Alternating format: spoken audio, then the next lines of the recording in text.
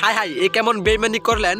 Umpire easy উইকেটকে no ball বানিয়ে আবারও জীবন ফিরিয়ে দিলেন ভারতের ব্যাটসম্যানকে বেইমান আম্পায়ার। দর্শক, আজ ভারতের বিপক্ষে অনূর্ধ্ব-19 বিশ্বকাপের প্রথম ম্যাচ খেলতে মাঠে নেমেছেন বাংলাদেশের যুবরা, যেখানে শুরুতে ব্যাটিংয়ে নেমেছেন ভারত। দুর্দান্ত বলে ভারতকে খুব চাপে ফেলে দিয়েছেন বাংলাদেশ দল। এদিন ইনিংসের 6তম ওভারে 3য় বলে অসাধারণ একটি ডেলিভারি দিয়েছিলেন ইমনের ডেলিভারিতে স্লিপে ক্যাচ তুলে দিয়েছিলেন ভারতের ব্যাটসম্যান। সঙ্গে সঙ্গেই উইকেটের উদযাপন করবেন বাংলাদেশ দল।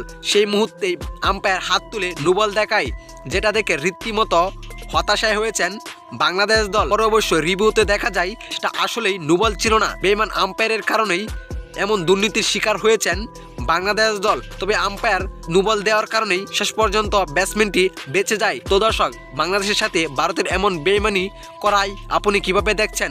অবশ্যই আপনার মতামত আমাদের ভিডিওর কমেন্ট বক্সে জানাতে ভুলবেন না। ধন্যবাদ।